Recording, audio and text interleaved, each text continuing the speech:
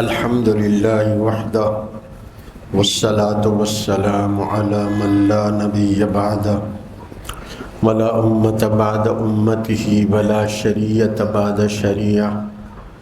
أما بعد فأعوذ بالله من الشيطان الرجيم. بسم الله الرحمن الرحيم.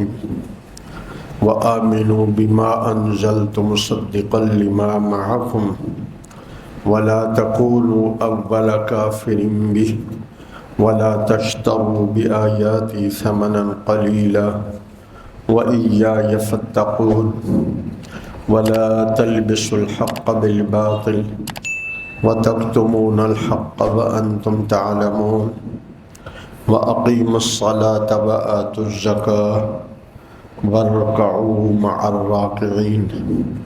أتأمرون الناس بالبر وتنسون أنفسكم وأنتم تتلون الكتاب أفلا تعقلون. واستعينوا بالصبر والصلاة وإنها لكبيرة إلا على الخاشعين الذين يظنون أنهم ملاقو ربهم وأنهم إليه راجعون. وقال الله تبارك وتعالى قال موسى عليه السلام أتهلكنا بما فعل السفهاء منا إن هي إلا فتنتك تضل بها من تشاء وتهدي من تشاء أنت ولينا فاغفر لنا وارحمنا وأنت خير الغافرين. واكتب لنا في هذه الدنيا حسنة وفي الآخرة إنا هدنا إليك. قال عذابي أصيب به من أشاء ورحمتي وسعت كل شيء فسأكتبها للذين يتقون ويؤتون الزكاة والذين هم بآياتنا يؤمنون الذين يتبعون الرسول النبي الأمي الذي يجدونه مكتوبا عندهم في التوراة والإنجيل. صدق الله وصدق رسوله النبی الکریم الامین.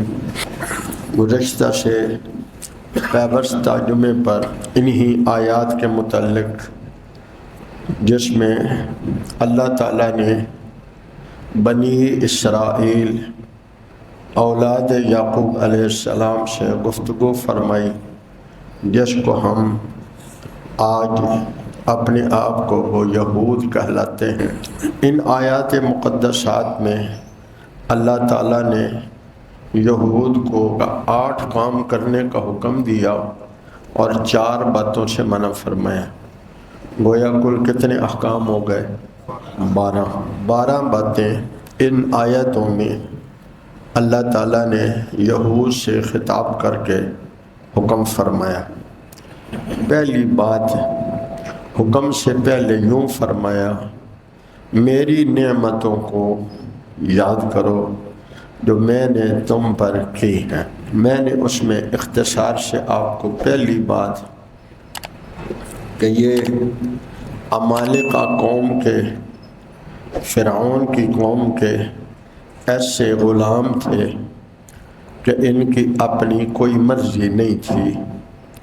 جب اس کو پتہ چلا کہ ان میں سے ایک ایسی شخصیت پیدا ہونے والی ہے جو میری حکومت کے زوال کا سبب بنے گا، تو انہوں نے، فرعون نے ان کے بچوں کو قتل کرنا اور بچیوں کو باقی رکھنا شروع کر دیا.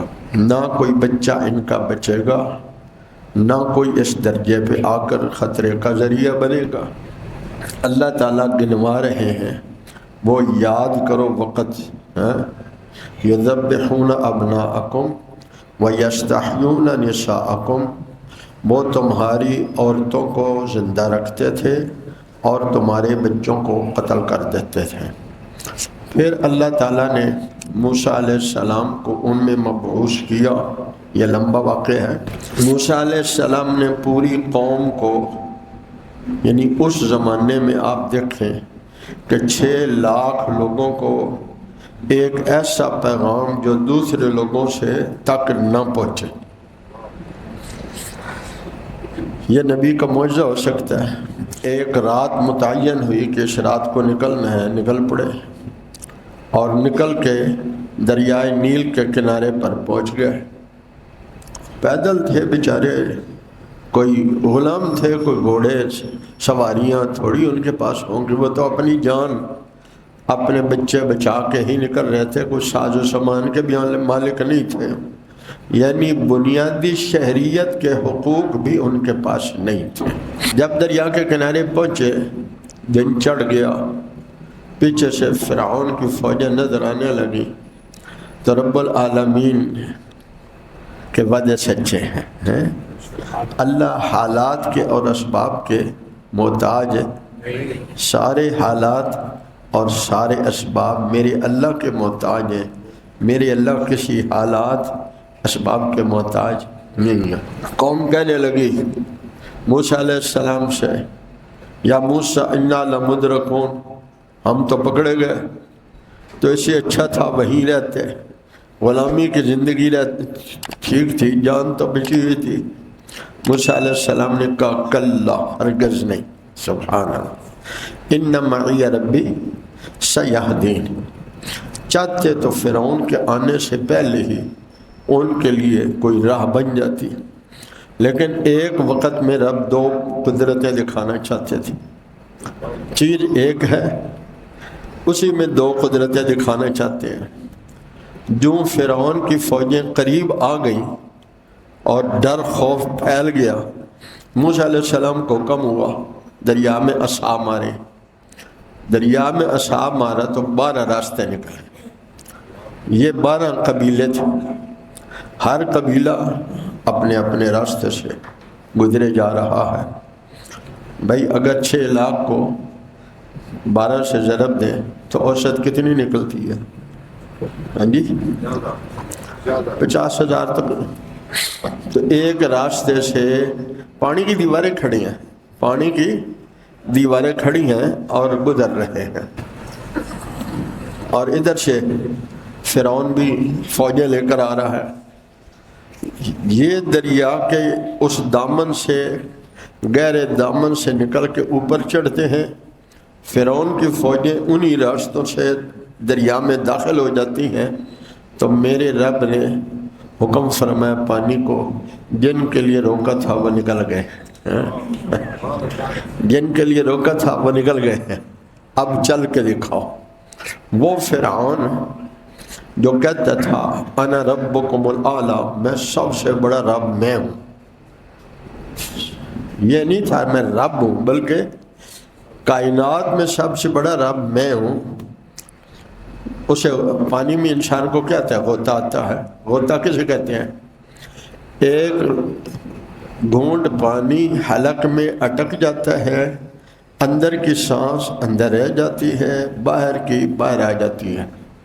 فرشتوں نے وہ گھونٹ پانی کا روک کر لیا، وہیں روک لیا، نہ اندر جائے نہ باہر آئے، آنکھیں باہر آئی اس وقت بس ایک گھونٹ پانی کی مار تھی، جس کو روز پیتے ہیں، یہ ایک گھونٹ، یہی ایک لقمہ جو میں اور آپ کھاتے ہیں، اگر یہی اٹک جائے۔ ایک بزرگ کے ساتھ ایک بندے نے کھانا کھایا تو وہ سنانے لگا، میں نے دیکھا کہ ہر لقمے سے پہلے بسم اللہ پڑھتے ہیں اور لقمے کے بعد الحمدللہ کہتے ہیں۔ میں نے پوچھا، میں نے پہلے کبھی حدیث پاک میں تو نہیں پڑھا، حضور کی سنت میں بھی نہیں پڑھا، یہ آپ کا طریقہ جو آپ کرتے ہیں؟ انہوں نے کہا بھائی میں تو اس لیے کرتا ہوں کہ یہ لقمہ اگر میرے حلق میں اٹک گیا ہے تو صحت کی بجائے یہ موت کا سبب بن جائے گا۔ خیر میں عرض کر رہا تھا، وہ ایک گھونٹ پانی بول رکا، فرعون اور اس کی ساری فوجیں پانی میں ڈوب کر غرق ہو کر ہلاک ہو گئیں۔ اللہ فرماتے ہیں وَأَنْتُمْ تَنْظُرُونَ، تم کھڑے ہو کر ان کا تماشا دیکھ رہے تھے۔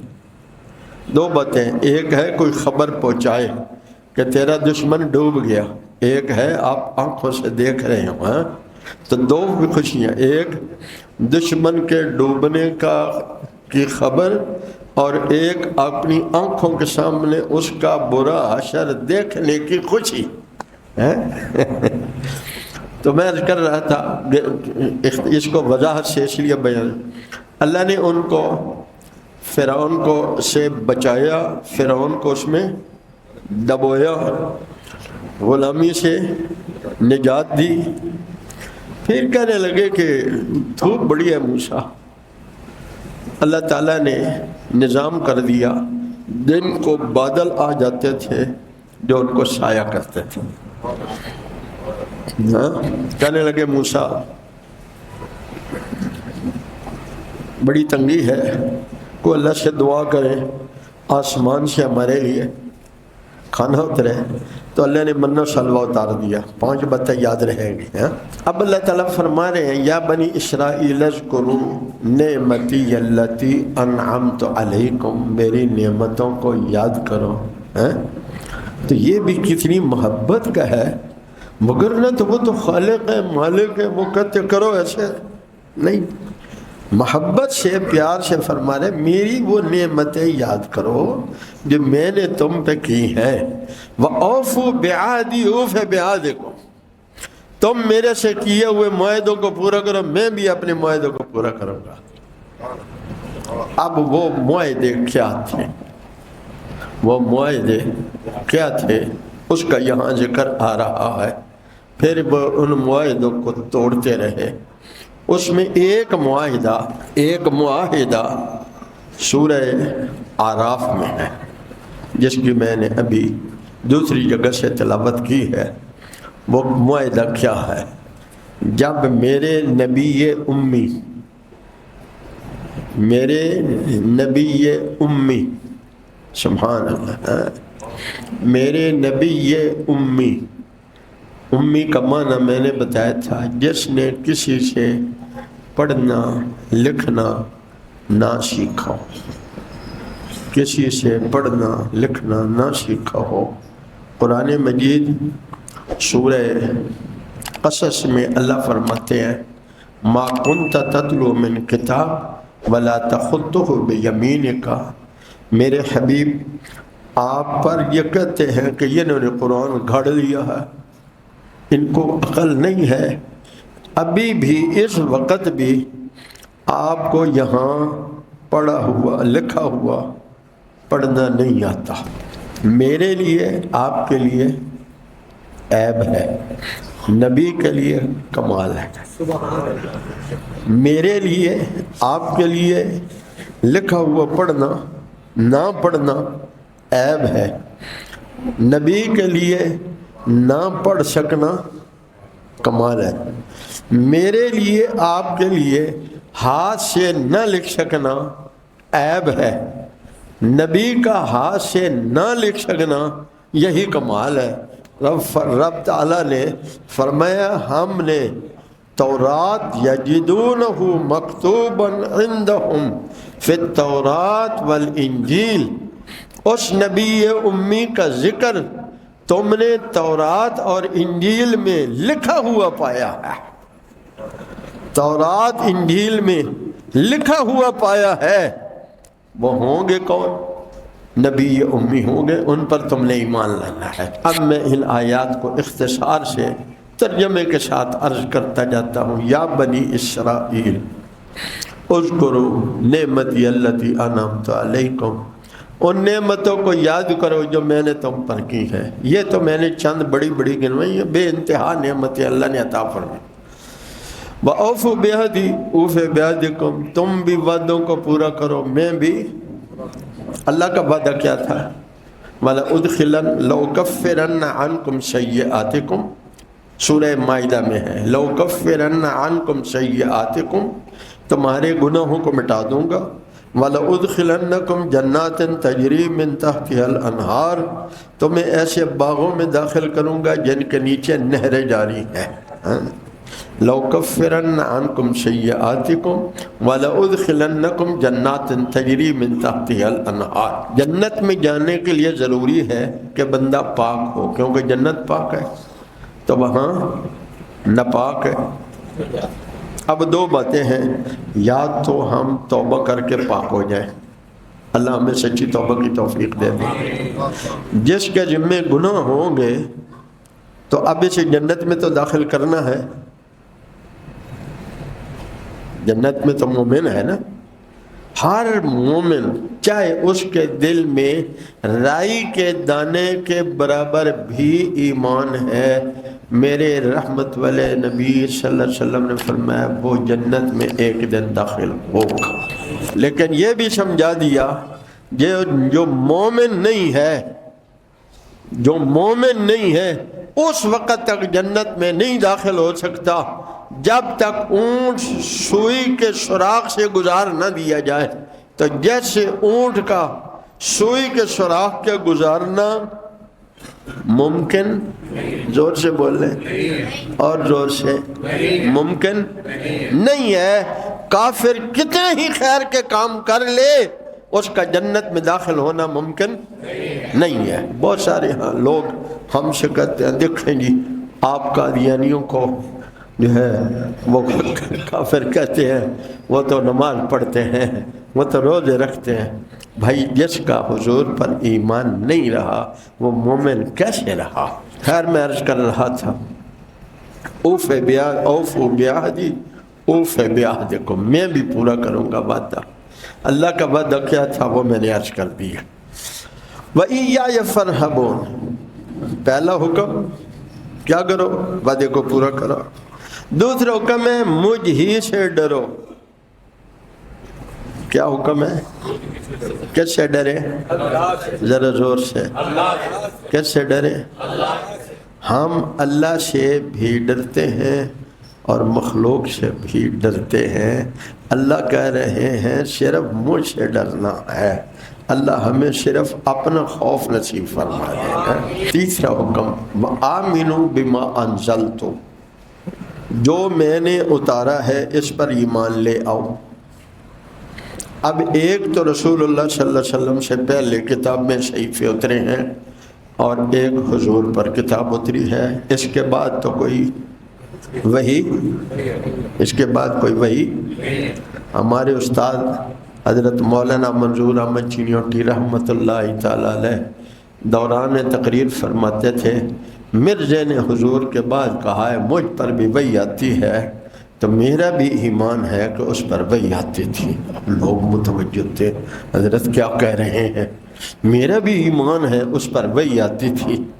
اب لوگ متوجہ ہوتے، فرماتے قرآن مجید میں سورہ انعام میں اللہ نے فرمایا وَإِنَّ الشَّيَاطِينَ لَيُوحُونَ إِلَىٰ أَوْلِيَائِهِمْ لِيُجَادِلُوكُمْ، شیطان بھی اپنے دوستوں کی طرف وحی کرتا ہے، لیکن سارے نبیوں پر جو وحی آئی وہ وحی رحمانی تھی، اور مرزا پر جو وحی آئی وہ وحی زور سے بول رہے ہیں۔ تو آپ کا بھی ہمارا بھی ایمان ہے کہ اس پر وحی تو آتی تھی پر وحی ہے کیوں؟ سارے نبیوں پر جو فرشتہ وحی لے کے آتا تھا اس کا نام کیا ہے؟ زور سے، حضرت جبرائیل علیہ السلام جو فرشتوں کے سردار ہیں، اور کمال ہے اللہ نے علم دیا جو انسانوں کے سردار ہیں، ایسے ہی ہے، اور علم لانے کے لیے اس کی ڈیوٹی لگائی جو فرشتوں کے سردار ہیں۔ لیکن آج ہمارے ہاں علم کی قدر ختم ہو گئی۔ اللہ ہمیں حضور کے علم کو علم سمجھنے کی توفیق عطا فرمائے۔ کسی کو انگریزی آ جائے تو کہتے ہیں کہ بھئی ویل ایجوکیٹڈ بندہ ہے، زبان صرف آ گئی اس کو انگریزی، غلامی کی بھی کوئی انتہا ہوتی ہے یار، کوئی زبان آنا بھی کوئی تعلیم ہے، لینگویج آنا بھی کوئی تعلیم ہے۔ خیر میں عرض کر رہا تھا اللہ اکبر، تو اللہ نے جو وحییں بھیجی ہیں حضور سے پہلے حضور پر، آمنوا بما انزلت مصدقا لما معکم، چونکہ اس وقت حجاز میں قریب قریب یہود تھے اہل کتاب میں سے، ویسے تو نصارہ کی روم کی بادشاہ تھی لیکن یہود کو خطاب کر کے کیوں کہا؟ چونکہ یہ مذہبی طور پر حجاز مقدس میں مذہبی طور پر یہ غالب تھے، مذہبی طور پر۔ تو ان کو کہا اللہ تعالیٰ نے کہ تم جو ہم نے وحی اتاری ہے وہ وحی کس پر اتری تھی؟ ہمارے پیارے حبیب صلی اللہ علیہ وسلم۔ اور پھر اللہ نے حضور کے بعد وحی کا دروازہ بند کر دیا۔ اب قیامت تو آ سکتی ہے، وحی نہیں آ سکتی۔ اگر کوئی دعویٰ کرے تو پھر وہ رحمانی وحی نہیں ہوگی، وہ تو میں نے کہا سارے نبیوں پر حضرت جبرائیل وحی لاتے ہیں۔ یہ میں اپنے طلباء کو سمجھاتا ہوں کہ مرزا سے پوچھا تمہارے پاس کون وحی لاتا ہے؟ اس نے کہا اس فرشتے کا نام ہے ٹیچی ٹیچی۔ آپ کو یاد رہے گا؟ کبھی کوئی قادیانی مل جائے تو آپ اس کو گالی دینے سے بجائے یہ چھوٹے بچوں سے پوچھیں انکل یہ بتاؤ ٹیچی ٹیچی کیا ہوتا ہے؟ کیا خیال ہے؟ پوچھیں گے؟ وہ ڈھونڈ ڈھونڈ کے حضور کی رشتہ، ہمارا حضور سے رشتہ توڑواتے ہیں، ہم بھی کبھی کو ڈھونڈیں اور اسے آ کے پوچھیں بھی ٹیچی ٹیچی کیا ہوتا ہے؟ ڈھونڈیں گے، سوال بھی کریں گے۔ اس سے مراد ہماری صرف استہزاء نہیں ہوگا، اس کو ہدایت پر لانا ہوگا کہ اس کا رشتہ میرے حبیب صلی اللہ علیہ وسلم سے ٹوٹ گیا ہے، اس کا حضور سے رشتہ جڑ جائے، وہ جہنم میں جا رہا ہے وہ جنت کی طرف چلا جائے۔ یہی میرے حبیب صلی اللہ علیہ وسلم کی فکر تھی۔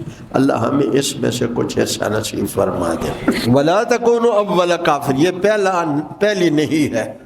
وَلَا تَكُونُوا أَوَّلَ كَافِرٍ بِهِ، تم پہلے انکار کرنے والے کہیں نہ بن جانا، یعنی تم جو انکار کرو گے تو پہلے انکار کرنے والے بنو گے۔ یہود یہاں رہتے تھے نا، اور عیسائی تو دور رہتے تھے نا، تو وہ بعد میں کریں گے، پہلے تم منکر بنو گے۔ وَلَا تَكُونُوا أَوَّلَ كَافِرٍ بِهِ، دوسری نہیں، وَلَا تَشْتَرُوا بِآيَاتِي ثَمَنًا قَلِيلًا، میری آیتوں کے بدلے میں تھوڑی سی قیمت نہ لے لینا۔ کیا مطلب؟ تھوڑے پیسے ملنے تھے نہ لینا، ڈھیر سارے ملنے تھے لے لینا، یہ مطلب نہیں ہے۔ ایک مولوی صاحب تھے، ان کے وہ اس زمانے میں 10 روپے لیتے تھے۔ کسی نے کہا قرآن میں لکھا ہے اللہ کی آیتیں تھوڑی قیمت ہے، اس نے کہا میں اسی لیے 10 روپے سے کم نہیں لیتا۔ یہ یہودیوں کا طریقہ ہے، یہ یہودیوں کا طریقہ ہے۔ سارا جہان مل جائے اور سارے جہان کی بادشاہتیں اور ساری دنیا کی دولتیں اور خزانے وہ اللہ کے کلام کی ایک آیت کی بھی قیمت نہیں بن سکتے۔ ایک آیت بھی ان سے قیمتی ہے۔ اللہ اکبر۔ وَلَا تَشْتَرُوا بِآيَاتِي ثَمَنًا قَلِيلًا، یہودی کرتے کیا تھے؟ کوئی آیا ہے، اس نے کچھ پیسے دیے اور وہ اس کو اپنی مرضی سے کچھ لکھ کے دے دیتے کہ تورات میں ایسے لکھا ہوا ہے۔ ہر قوم میں ایسے لوگ ہوتے ہیں، لیکن یہود میں یہ سارے جتنے بھی ان کے علماء تھے وہ ایسے ہی تھے۔ تو شکر کرو تو ہم کچھ تو ملے انہوں نے، چلو سارے نہ چاہیے۔ جن کو آپ سارا جہاں بھی دے دیں تو وہ اللہ کی آیتوں کو بیچتے نہیں ہیں۔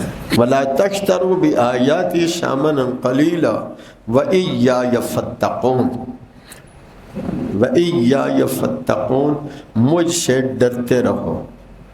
رعب اور اتقاء میں فرق کیا ہے؟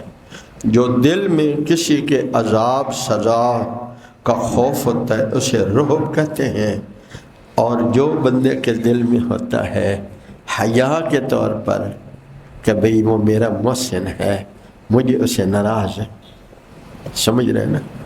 ڈر نہیں، حیا ہے۔ تو مومنوں کو اللہ نے رعب نہیں کیا، ہمیں تقوی کہا ہے۔ تمہیں حیا آنی چاہیے۔ میں نے تمہیں امام الانبیاء صلی اللہ علیہ وسلم کو امت ہی بنایا ہے، تمہیں حیا آنی چاہیے، تم میری نافرمانی تو نہ کرو۔ تم اس رحمت والے نبی کو نافرمانی تو نہ کرو، اللہ ہمیں تقوی نصیب فرما دے۔ تیسری بات جس سے روکا گیا، وَلَا تَلْبِسُوا الْحَقَّ بِالْبَاطِلِ، حق اور باطل کو ملاؤ نہیں۔ پہلے یہ بات اتنی نہیں سمجھ آتی تھی، آج سوشل میڈیا کو دیکھ کر سمجھ آ رہی ہے کہ اللہ نے 1450 سال پہلے کیوں کہا تھا۔ رب کو تو ماضی حال مستقبل سب کچھ پتہ ہے۔ میں سمجھتا ہوں شاید یہ حکم آج کے زمانے کے لیے تھا۔ کس طرح ہم جھوٹ کو سچ اور سچ کو جھوٹ، پڑھنے والا سننے والا پریشان ہو جاتا ہے۔ اللہ نے واضح حکم فرمایا، میرے پیارو سوشل میڈیا پہ بہت سارے میرے بچے کام کرتے ہیں، کبھی بھی جھوٹ نہ پھیلاؤ، چاہے تمہاری نیت اچھی بھی ہے۔ اسلام جھوٹ کا محتاج نہیں ہے، سچائی ہوتی ہے، سچ ہوتا ہے۔ ہمارا قرآن بھی سچ ہے، ہمارا حبیب بھی سچ ہے۔ جیسے قرآن میں کوئی شک نہیں، ایسے میرے مصطفیٰ کی زبان میں بھی کوئی شک نہیں ہے۔ جھوٹ وہ پھیلائیں جن کے پاس حق اور سچ نہیں ہے۔ ہمارے پاس تو نبی صلی اللہ علیہ وسلم کا ایک عمل ہے، اور حضور کا ہر عمل حق ہے، اور حضور کے لاکھوں احادیث ہیں، اور ہر آپ کا قول سچ ہے۔ وَتَكْتُمُونَ الْحَقَّ وَأَنْتُمْ تَعْلَمُونَ، تم جانتے ہوئے بھی حق کو چھپا لیتے ہو۔ حق کو نہیں چھپانا۔ موت زندگی اللہ کے ہاتھ میں ہے۔ اللہ مجھے آپ کو وہ جرأت دے کہ ہم حق کو نہ چھپائیں، حق کی بات حق کے طریقے سے کہنے کی توفیق عطا فرمائے۔ وَأَقِیمُوا الصَّلَاةَ، اب حکم آ گیا، نماز قائم کرو۔ ہمیں بھی حکم ہے، پہلی قوموں کو بھی حکم تھا، صرف جمعے کی نماز کو حکم نہیں ہے، 5 نمازوں کا حکم ہے۔ اللہ سے مانگا ضرور کریں، اللہ سے مانگا ضرور کریں، یا اللہ میں کمزور ہوں، میرے ایسے حالات ہیں، آپ مجھے 5 وقت کی نماز کی توفیق دے دیں۔ دعا کریں گے، سب کریں گے، اپنی اولاد کے لیے بھی کریں۔ ابراہیم علیہ السلام نے بیت اللہ بنا کر یہ دعا کی، رب اجعلنی مقیم الصلاۃ ومن ذریتی۔ تو جن کی اولادیں نماز نہیں پڑھتی اور وہ کڑتے ہیں، تو یہ نفل نمازوں کے شہیدوں میں اس آیت کو پڑھا کریں۔ اور ایک دعا ہے سورہ فرقان کے آخری رکوع میں، ربنا ھب لنا من ازواجنا وذریاتنا قرۃ اعین وجعلنا للمتقین اماما۔ یہ 2 دعائیں نفل نمازوں کے شہیدوں میں پڑھا کریں۔ مزید پڑھنا چاہیں تو حسبنا اللہ ونعم الوکیل۔ تسبیحات کے بعد نفل نمازوں میں دعائیں پڑھ سکتے ہیں، مانگ سکتے ہیں، لیکن عربی والی دعائیں ہیں۔ ایک بندے نے لکھا مفتی صاحب کو کہ میں ایک جگہ شادی کرانا چاہتا ہوں، سجدے میں یہ دعا بھی کر سکتا ہوں؟ انہوں نے کہا جب تم باقی دعائیں مانگو گے اللہ اس کی برکت سے یہ بھی تیرا کام کر دیں گے، یہ یہاں نہ مانگ۔ اللہ اکبر۔ نماز قائم کرو، وآتوا الزکاۃ، زکوٰۃ ادا کرتے رہو۔ میرے پیارو ذرا توجہ کریں گے، نفس شیطان ہمیں بہکاتا ہے۔ زکوٰۃ کے 2 معنی ہیں، ایک ہے پاک ہونا، ایک ہے بڑھنا۔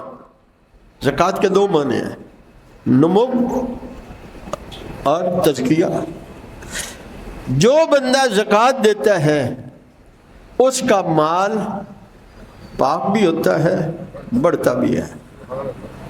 نیت کریں، کرتے ہیں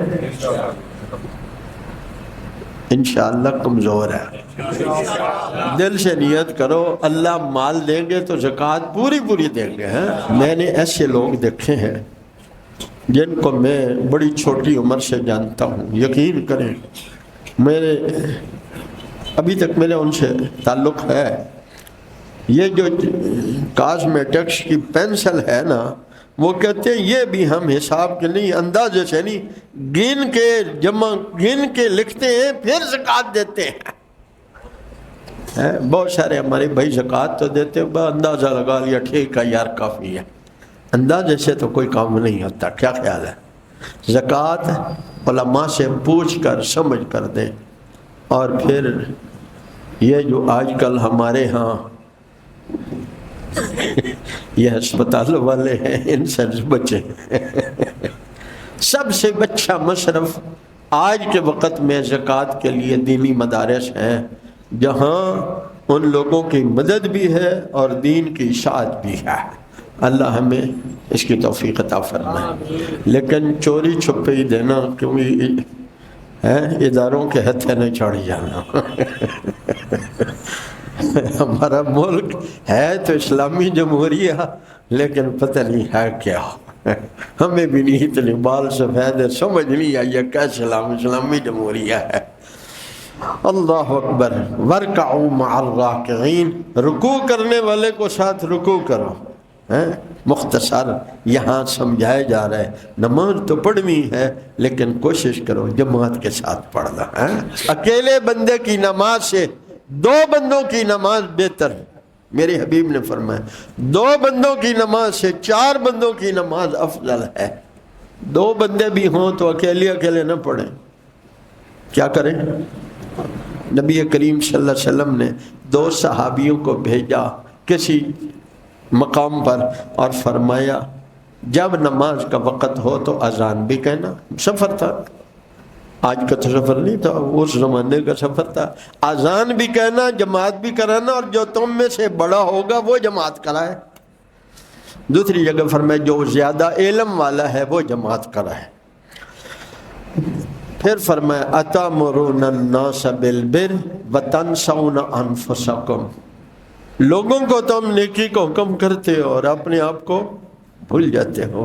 اللہ ہمیں عمل کی بھی توفیق دے اور دعوت کی بھی توفیق دے۔ اس کا معنی یہ نہیں ہے کہ ہم دعوت دیں نہیں، مفسرین نے لکھا ہے اس کا معنی یہ نہیں ہے، اس کا معنی یہ ہے دعوت بھی دیں اور اللہ سے مانگیں بھی صحیح، یا اللہ مجھے بھی عمل کی توفیق عطا فرما دے۔ اللہ ہم سب کو نیکی کی توفیق عطا فرما دے۔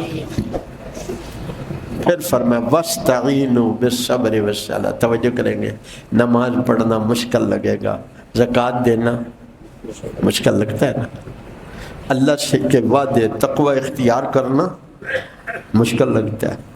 شیطان کہتا ہے دیکھ لے، اللہ کہتے ہیں نہ دیکھ۔ شیطان کہتا ہے ایک کال سے کیا ہو جاتا ہے، کچھ بھی نہیں ہوتا، ایسے نہیں سکھاتا۔ یہ کیا کہتے ہیں؟ اللہ کہتے ہیں نہیں، بڑا فرق پڑے گا۔ کیوں؟ داغ تو لگ رہا ہے نا دل پر، ہر گناہ سے دل پر داغ۔ آپ کے کپڑوں پر داغ آپ پسند کرتے ہیں؟ بولتے نہیں، پسند کرتے ہیں؟ تو دل پر داغ کیسے برداشت کر لیتے ہیں؟ کپڑا زیادہ اچھا ہے یا دل زیادہ اچھا ہے؟ کپڑے پر داغ دھل جائے گا، پانی سے دھل جائے گا، دل کا داغ آنسوؤں کے بغیر نہیں دھلتا۔ اور اگر دل سخت ہو گیا تو چاہے گا بھی صحیح آنسو نکلے تو پھر نہیں نکلیں گے، چاہے گا میں روؤں میرے آنسو نکلے پھر نہیں نکلیں گے۔ اس لیے اس سے پہلے کہ یہ سخت ہو جائے، آنسو آنا بند ہو جائے، اس سے پہلے اس کو توبہ کر کے دھو ڈالو اور اس پر داغ لگنے سے اپنے دل کو بچاؤ۔ اللہ فرماتے ہیں مشکل ہو تو وَاسْتَعِينُوا بِالصَّبْرِ، استقامت کے ساتھ تم مجھ سے مدد مانگو۔ یا اللہ میں ڈٹا کھڑا ہوں نفس شیطان کے مقابلے میں، میری مدد فرما، نماز پڑھ کے مدد مانگو مجھ سے۔ وَإِنَّهَا لَكَبِيرَةٌ، یہ ہے تو بڑی مشکل، إِلَّا عَلَى الْخَاشِعِينَ، لیکن جن کے دل میں میرا خوف ہے، جن کے دل میں میری بڑائی ہے، ان کے لیے مشکل نہیں ہے۔ وَإِنَّهَا لَكَبِيرَةٌ إِلَّا عَلَى الْخَاشِعِينَ، کون خاشعین ہے؟ آخری بات سمجھو میرے پیاروں، اللہ فرماتے ہیں الذین یظنون انہم ملاقو ربہم، جن کو اس کا دھیان رہتا ہے خالق مالک کے در پہ پیش حاجت سچوں کے سامنے کھڑے ہو کر، کسی افسر کے سامنے کھڑے ہو کر جواب دینا کتنا مشکل ہے، جہاں 1,24,000 انبیاء ہوں گے، ساری امتیں ہوں گی، بادشاہوں کے بادشاہ جلال میں ہوں گے، وہاں حساب دینا کوئی اتنا آسان تو نہیں ہوگا۔ الذین یظنون انہم ملاقو ربہم وانہم الیہ راجعون، جن کے دل میں یہ دھیان رہتا ہے کہ میرا رب دیکھ رہا ہے، سن رہا ہے، گناہ کروں گا ناراض ہو جائے گا، نیکی کروں گا تو خوش ہو جائے گا۔ میرے پیاروں، جب بھی نفس شیطان بہکائے تو دل کو سمجھاؤ میرا اللہ دیکھ رہا ہے، میرا اللہ سن رہا ہے، اور اگر گناہ کرائے شیطان تو کہو ناراض ہو رہا ہے، اور اگر نیکی کی توفیق مل جائے تو کہو میرا اللہ خوش ہو رہا ہے۔ اللہ مجھے آپ کو توفیق عطا فرمائے۔ وآخر دعوانا الحمدللہ۔ انوار ختم نبوت ٹرسٹ پاکستان